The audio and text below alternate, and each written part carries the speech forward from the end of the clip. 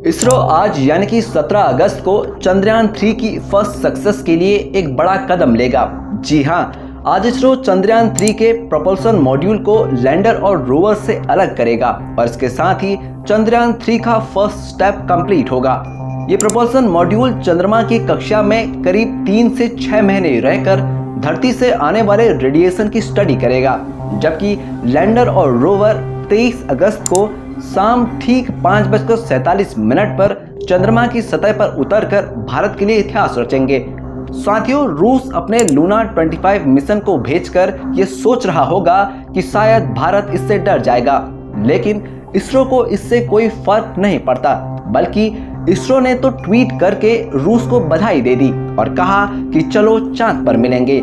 जी हाँ, चंद्रयान 3 इस वक्त चांद की कक्षा में परिक्रमा कर रहा है और आज यानी कि 17 अगस्त को इसरो इसका महत्वपूर्ण बटन दबाने वाला है, जिसके बाद चंद्रयान 3 की इस चांद की यात्रा में 2 बड़े बदलाव होंगे। दरअसल 5 अगस्त के दिन इसरो के वैज्ञानिकों ने चंद्रयान 3 को चांद के गुरुत्वाकर्षण की ओर धकेल दिया था और उस दौरान चांद ने इसे अपनी 164 किलोमीटर इंटू 18,074 किलोमीटर की अंडाकार कक्षा में पकड़ लिया था। इसके बाद समय समय पर लगातार इसकी कक्षा को घटाया जा रहा था और अब चंद्रयान 3 100 इंटू 100 किलोमीटर की दूरी पर पहुंच गया है, जो कि चंद्रयान 3 की चांद की कक्षा पर 5वीं ऑर्बिट है।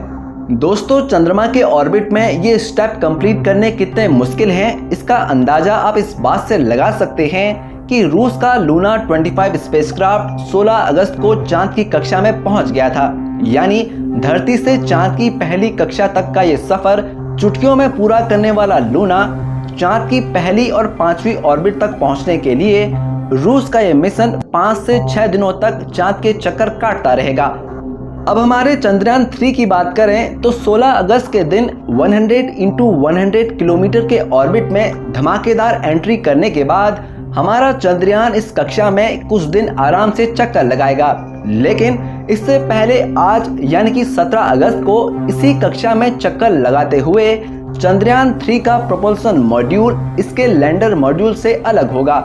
साथियों, इस प्रोसेस को करने के लिए स्पेसक्राफ्ट को जोड़ने वाले दोनों हुक खोल दिए जाएंगे, जिसके बाद पिछले हिस्से की रफ्तार धीरे धीरे कम की जाएगी ताकि आगे वाला हिस्सा अपनी कक्षा में आगे बढ़ जाए और बिना किसी नुकसान के दोनों हिस्से अलग हो जाएं। इसके बाद चंद्रयान 3 के दोनों लैंडर और प्रोपल्सन मॉड्यूल चांद के 100 इंटू 100 किलोमीटर की कक्षा में अलग अलग घूमते रहेंगे। प्रोपल्सन मॉड्यूल तो यहाँ इसी तरह से चक्कर लगाता रहेगा, लेकिन 20 अगस्त के दिन चंद्रयान 3 का विक्रम लैंडर अकेले ही चांद की ऑर्बिट को और कम करके 100 इंटू 30 किलोमीटर की ऑर्बिट पकड़ेगा और यहाँ से 30 किलोमीटर की ऊंचाई से वो अपनी रफ्तार को धीरे धीरे कम करके चांद की सतह की तरफ बढ़ेगा। साथियों, लैंडिंग के दौरान चंद्रयान 3 के विक्रम लैंडर की रफ्तार कई हजार किलोमीटर से घटाकर सिर्फ 7.2 किलोमीटर प्रति घंटा कर दी जाएगी, जिससे यह चांद की सतह को छूते ही रफ्तार से आने वाले प्रेशर की वजह से टूटकर बिखर न जाए और चांद की सतह पर सॉफ्ट लैंडिंग कर पाए। इस तरह से अपने सफर में आगे बढ़ते हुए 23 अगस्त के दिन शाम को करीब 5:47 पर चंद्रयान 3 का विक्रम लैंडर चांद की सतह पर कदम रखेगा, जिसके बाद ये एक लूनर दिन यानी कि पृथ्वी के 14 दिनों तक चांद पर एक्सपेरिमेंट करेगा, जिसमें इसकी मदद इसके अंदर मौजूद 6 टायरों वाला 24 किलो वजनी प्रज्ञान रोवर करेगा। जी हाँ, विक्रम लैंडर में चांद की सतह पर ट्रैवल करने के लिए कोई टायर नहीं लगे हैं, बल्कि ये तो सिर्फ एक जगह खड़ा रहकर अपना काम करेगा, जबकि दूर दराज के इलाकों में डेटा कलेक्ट करने के लिए इसके साथ चांद पर भेजे गए प्रज्ञान रोवर का इस्तेमाल किया जाएगा। दोस्तों, इसरो के अनुसार अभी तक चंद्रयान 3 में कोई कठिनाई नहीं दिख रही है,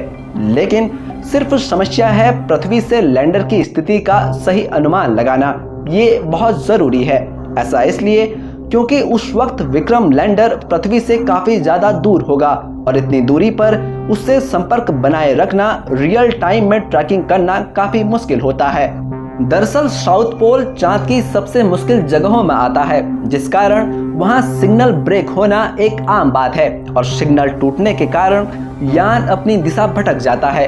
साथियों, इसी वजह से पिछले मून मिशन यानी चंद्रयान 2 में चांद की सतह से 2.1 किलोमीटर की ऊंचाई पर इसरो का चंद्रयान 2 से संपर्क टूट गया था और वो चांद की सतह पर क्रैश लैंड कर गया था।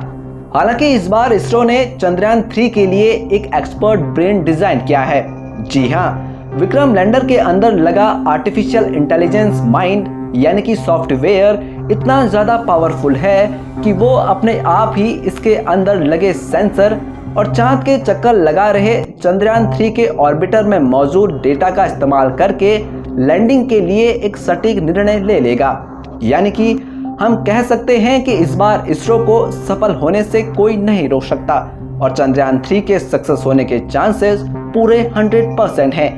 जबकि चंद्रयान 3 के साथ ही कंपटीशन में भेजे गए रूस के लूना 25 के सफल होने के चांसेस सिर्फ 70% हैं, जो कि रूसी अंतरिक्ष एजेंसी के वैज्ञानिकों ने खुद बताया है।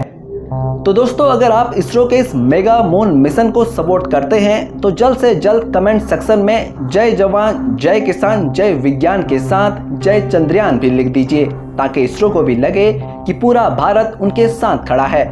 इसके अलावा अगर वीडियो पसंद आया तो इसे लाइक और शेयर कीजिए। साथ ही ऐसी इंटरेस्टिंग वीडियोस देखते रहने के लिए हमारे चैनल को सब्सक्राइब करने के साथ ही पास में मौजूद बेल वाली घंटी जरूर दबा दीजिए। टेक केयर एंड धन्यवाद।